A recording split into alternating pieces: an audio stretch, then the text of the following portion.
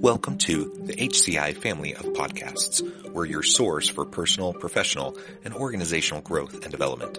We share our own original research, explore industry trends, and interview executives and thought leaders from across the globe. Join us for practitioner-oriented content around all things leadership, HR, talent management, organizational development, and change management. Maximize your personal and organizational potential with the HCI family of podcasts.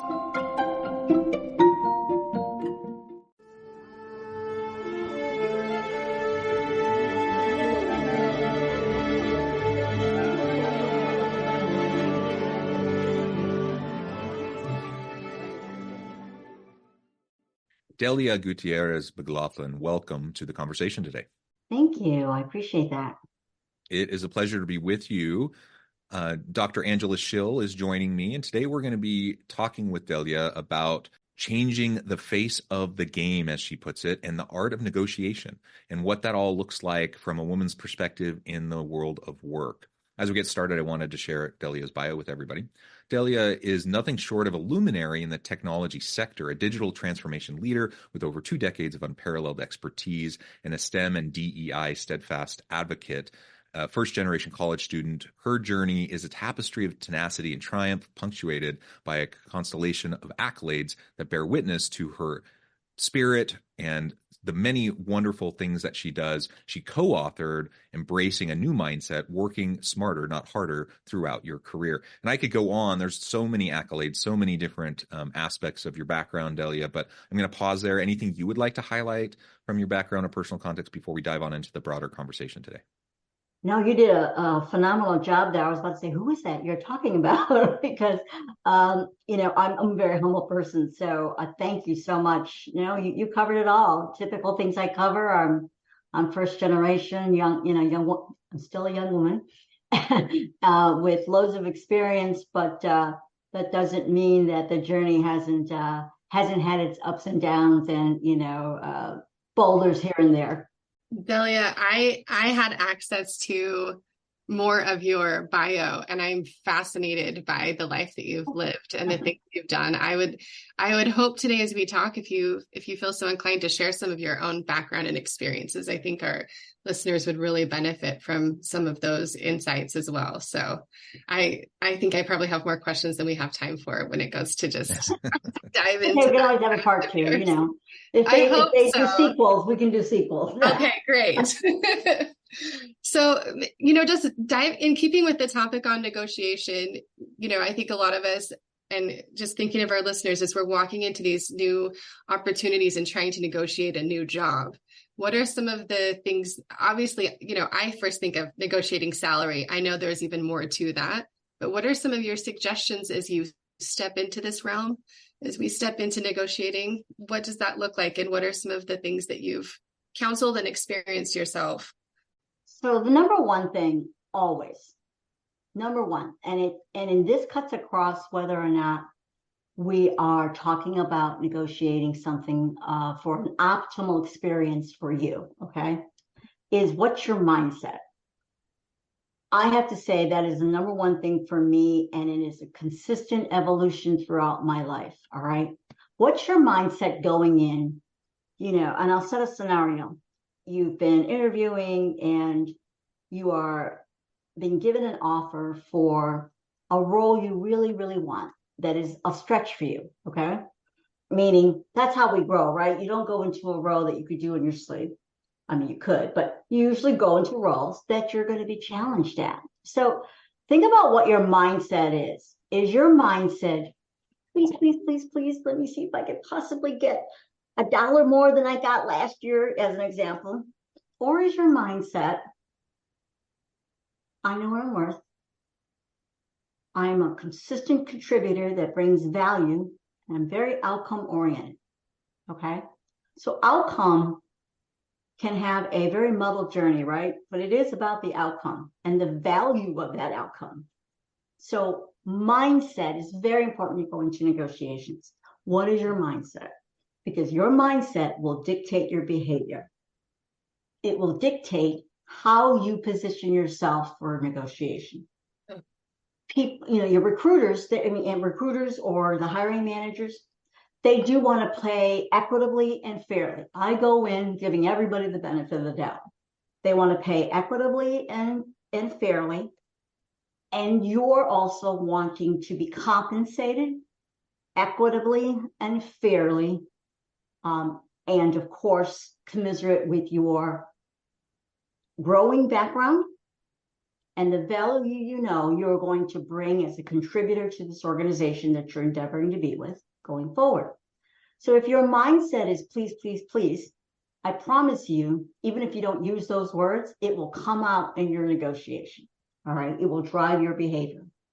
If your mindset is, I'm a person in transition, I am always growing, I'm an ever learner, I do bring value, I'm very good at what I do, and I want to get even better at things I don't know. That's what will come through. So number one, that's it. Can I interrupt you and ask a question about this? Sure. I hope this isn't too far off base, but how do you recommend, so when you're talking like this, I think of a friend I have. She has that mindset that is ideal that you've described. She's gone into a company and not just made the case for, she created a whole new position and convinced people, and she saw the value of herself and got the income that she wanted. Mm-hmm. How do you get to that mindset? And maybe this is one of the sequels we're talking about, but to have that mindset of not being, thinking of yourself from that needy, please, please, please perspective. How do you get there? Is that too big of a question? It's a big question in the sense that I get where you're going. Mm-hmm. Because today I can give you that mindset, that mindset nugget, right? That's a tool in your arsenal. Okay. I look at it this way. I have an arsenal. Mindset is one of my tools. Okay. But it wasn't there. I had an empty arsenal at the beginning of my career. Yeah. And so how do you get there? How do you get to that? Well, I can tell you I've hit my head against the wall a couple of times throughout my career. Mm-hmm. But that's the reason why I'm here today, is to talk about shortening the journey for you and for others that look like you and me, to know our value and know that, and value is not about, well, I've got 5 years experience, right? That's a number. Think about the things of when you leaped over a tall building in a single bound and nobody patted you on the back.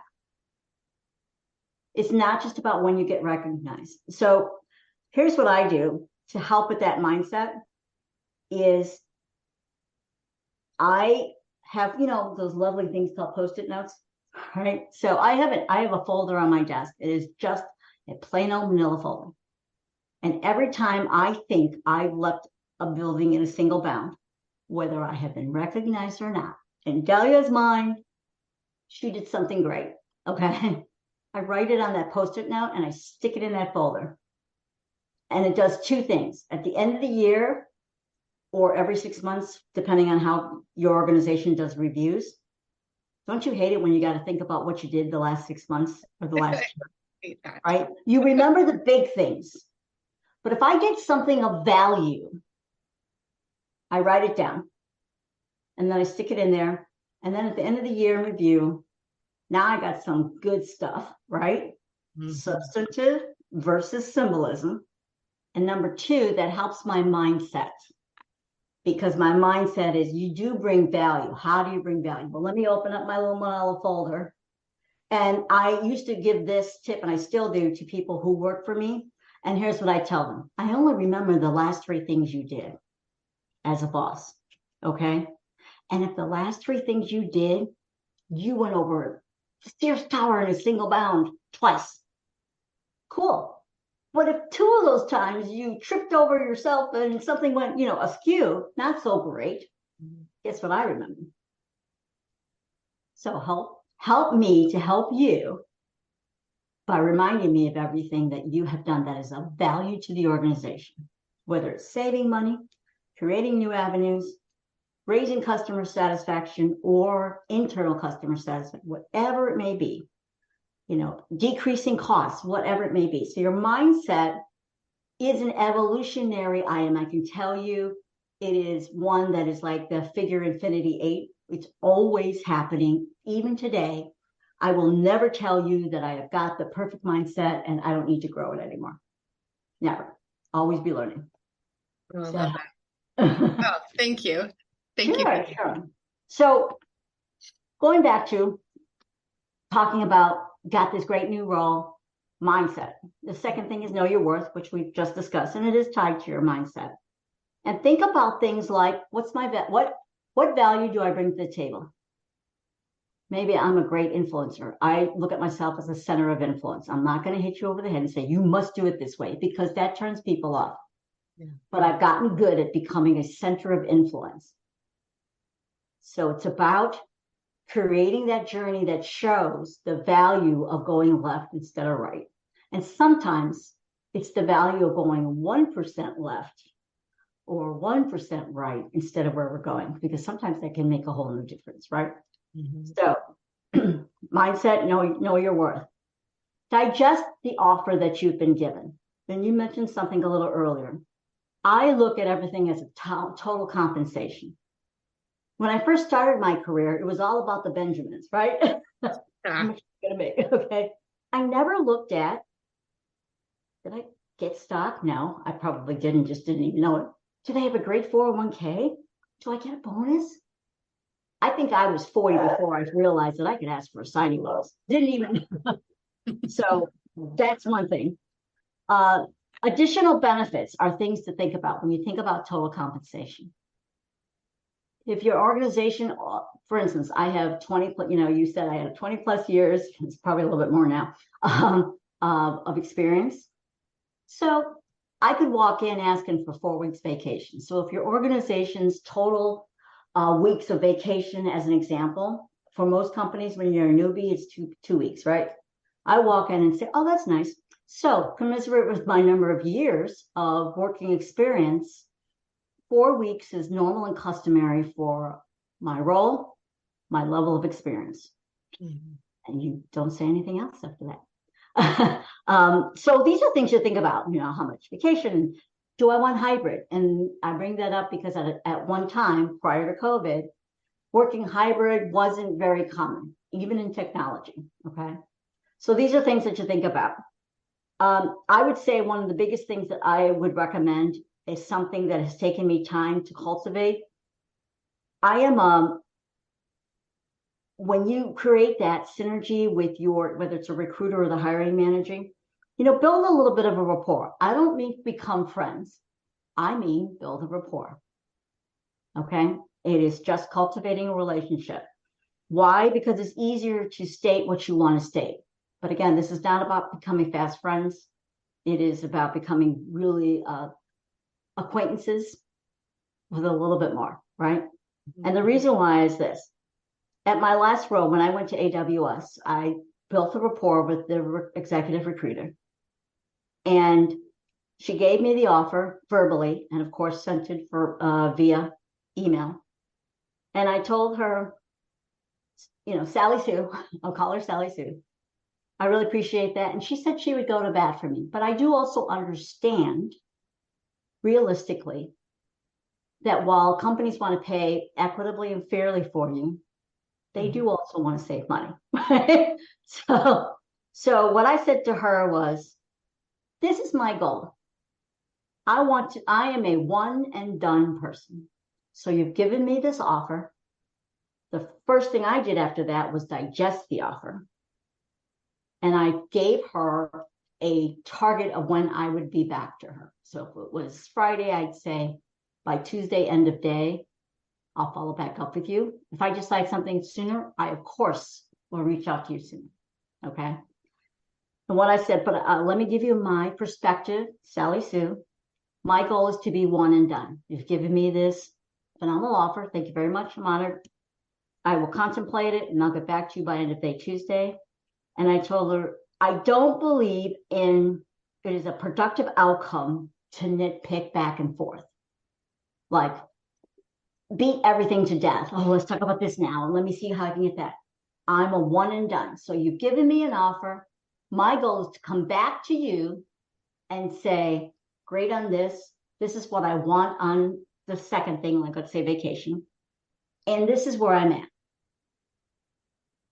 we can reach an equitable conclusion from there, good. But I'm a one and done. I'm not here to nickel and dime this. She really appreciated that. She really appreciated, and I stuck to it. Love that. Okay, so those are ideas of how to negotiate with a new role. Build a rapport, know the value that you're offering, know your worth, build on your mindset. For a lot of us, it is absolutely new territory to come in with a mindset that is different than please, please, please. Because we can be the most confident women that we are, okay? We can also know our worth. But when we get to a negotiation, we have a tendency to go into, I really hope they give me the dollar more, as an example. And lastly, you have to think about what your thresholds are. So depending on the economy, as an example, when the economy is going through transition like it is now, you may decide that you're going to go for a role where the salary might be 10 to 15% lower than what you're exactly at. Normally, I would say don't do that. But depending on the economy, let's be pragmatic and practical.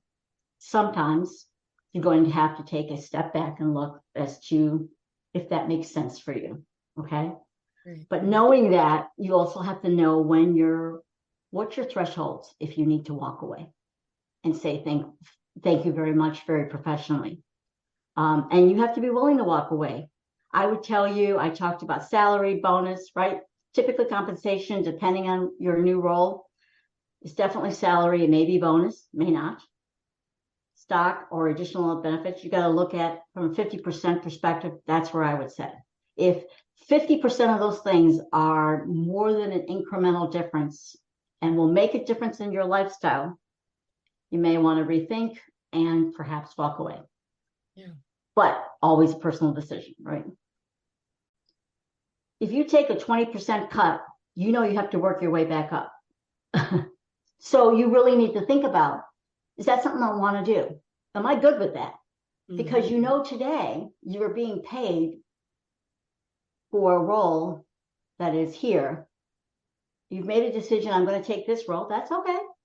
Sometimes we change, we pivot, right? But I do know that when you get a yearly raise, you're not going to go from, let's say, 5,000 to 10,000 in 1 year. It's not usually work that way. You might go 5 to 6, 6, 5. You might go 5 to 7, maybe. But you're not going to go 5 to 10. So it's going to take you 3 years to get back to the 10 you were at when you walked in the door.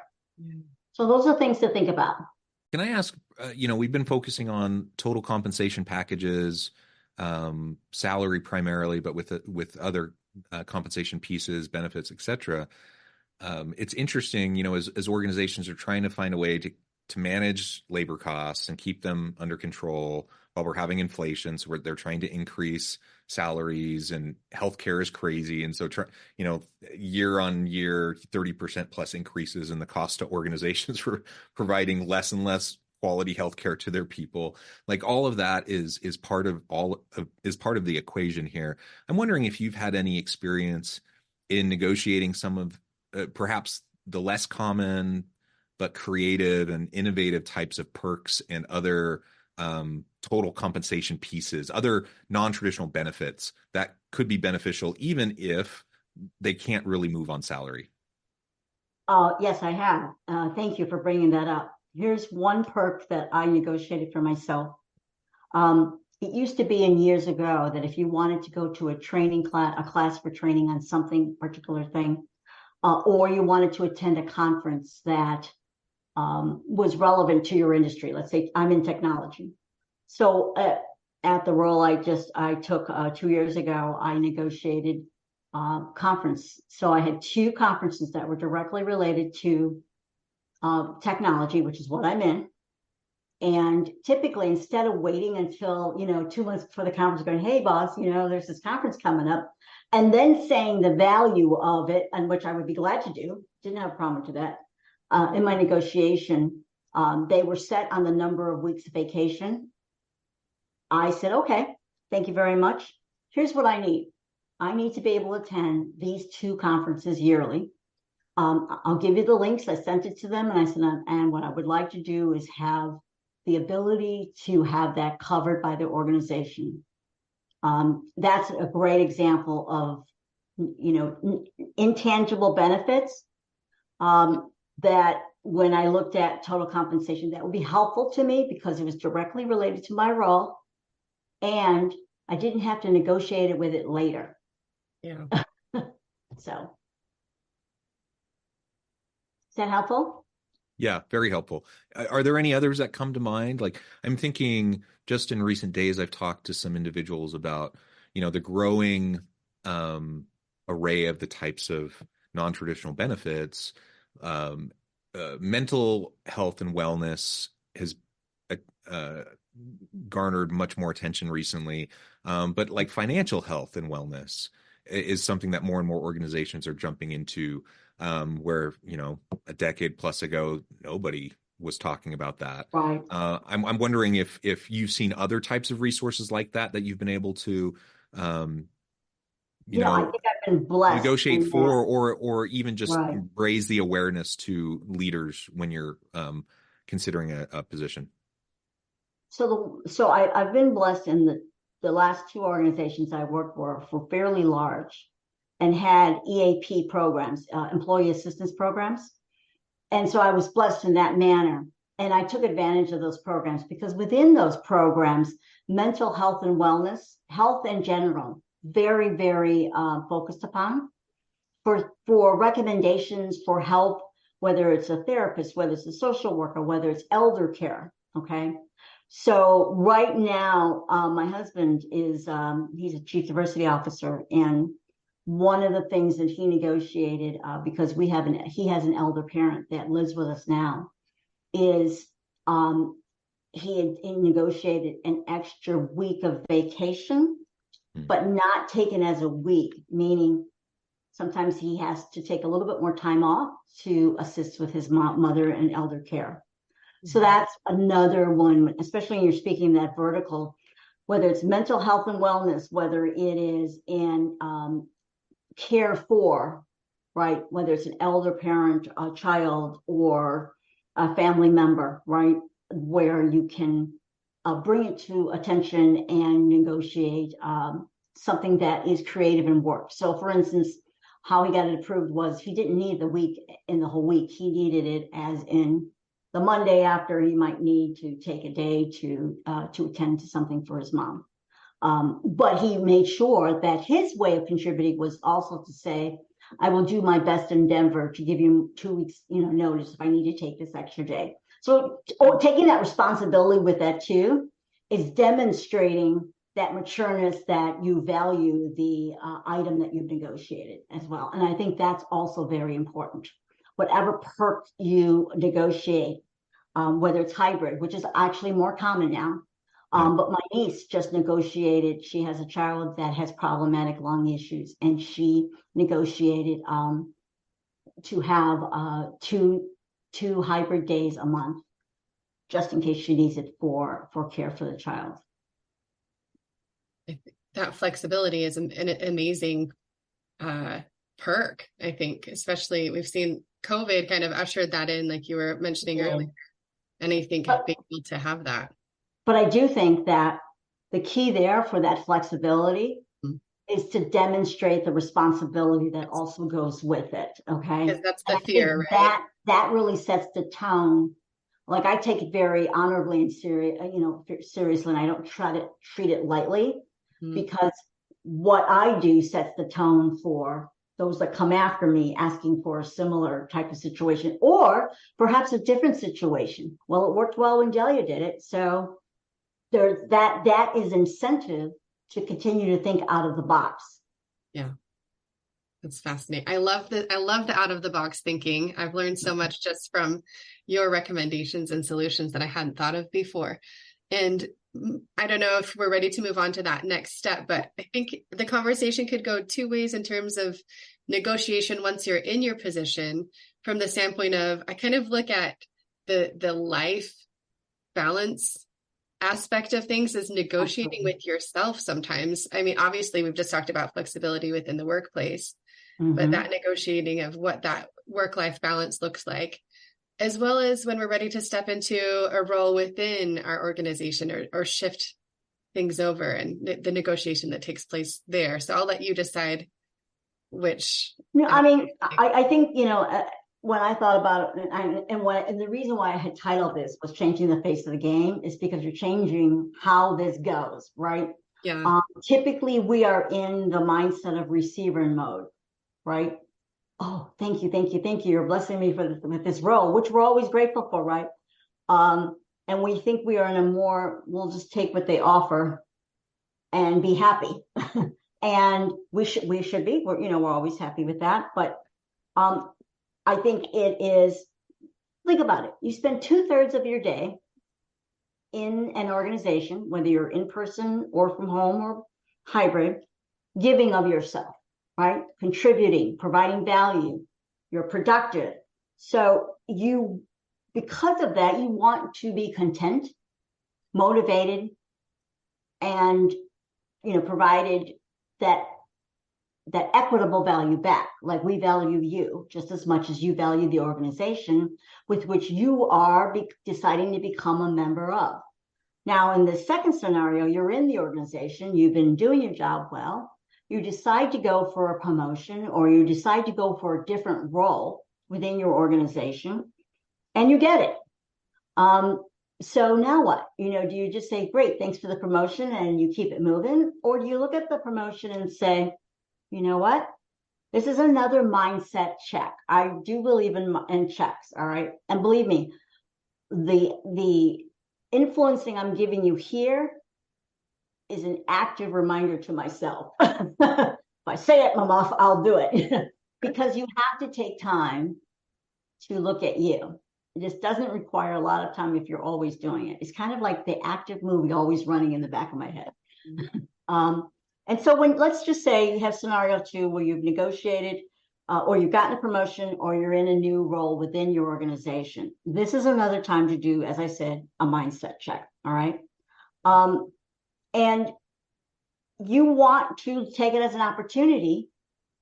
You're probably moving into a new salary band.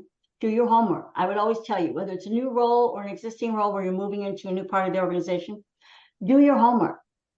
You don't always have to start at the beginning of that new salary band. All right. Do your homework, know your value. And while you have things to grow in, because that's why you're going into this new role, that doesn't mean that you have to stay at the bottom of the level. And so I would say definitely do your homework, look at your mindset, digest that salary bump, okay? And determine if this is great, this is all I need, or take it as an opportunity to say, just as I mentioned before, this is another opportunity to say, you know what? I'm going in fintech, I'm in technology, but now I'm going to add that financial leg to it, right? That's my learning.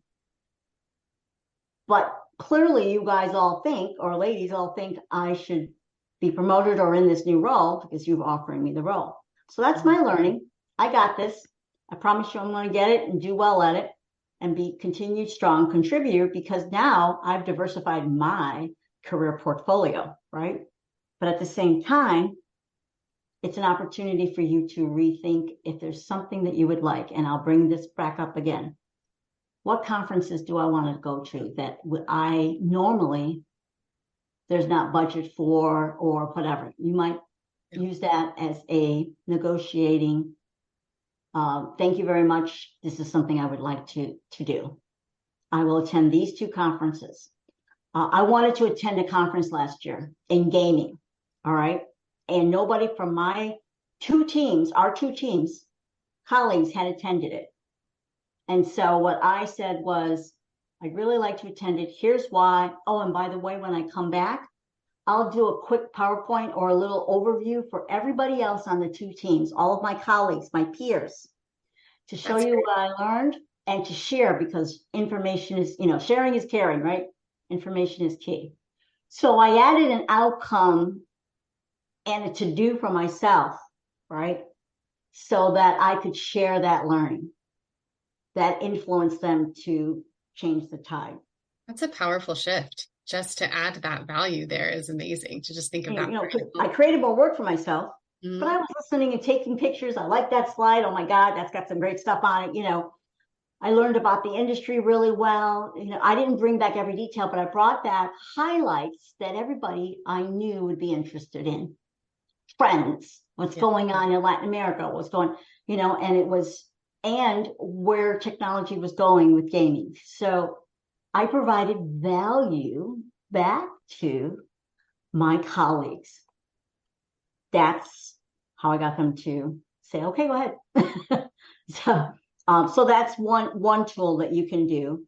The other is really looking at, is this a time that we can talk about change in life, right? Sometimes, we need to right size our work-life balance. Okay. I have a bad back. So one of the things I negotiated with was we have a gym in the building. Typically I would do it on my lunch hour, okay, or come in early, whatever the case may be. And I asked to be able to use the gym at a different organization that I was at, to use it twice a week on Tuesdays and Thursdays, because they had classes as well, to take a yoga class for stretching and flexibility. And it was like, for some reason, it was from 2 to 3. I don't know why, but it was. And I asked for, still do my lunch, but on Tuesdays and Thursdays, could I do this yoga class? It helped with my stretching, my flexibility, which then, of course, helped my back, which then, of course, continues to make me be productive and being able to give more because my back wasn't hurting as much. So there's showing them the value, but I did treat it very, very ostensibly, right? I treated it with care. There was occasionally a time when there was a meeting going on that, client or internal, where I didn't go because that took precedence. So I treated it essentially responsibly. And I think that's a lot of key here. Whenever you get flexibility, when you get what you want, show them how it's done. Show them how it's done. Yeah. That is the best way to continue to have it go. Well, Delia, this has just been a really great conversation. You've provided some excellent insights and practical advice for everyone who's watching or listening. As we wrap things up, we just wanted to give you a chance to share with the audience how they can connect with you, find out more about your work, and then give us the final word on the topic for today. I typically will say, I will answer questions if people send me questions, or, again, responsibly, I will answer you as quick as I can. I usually try to do that within 48 hours. And from a last center of influence, mindset and know your worth. It's okay to say, this is what I want, because you do deserve it. And you are giving 2/3 of your day and your contributions and your brain and your, your heart, your eyes, sweat, and tears, right? As I say. So don't be afraid to ask for what you want, because you don't know if you don't ask, right? Delia, thank you so much. It's been a pleasure. Thank you, Angela, for joining me today. This has been a great conversation. I encourage the audience to reach out, get connected, find out more about what Delia can do for you. And as always, we hope everyone can stay healthy and safe, that they can find meaning and purpose at work each and every day. And we hope you all have a great week.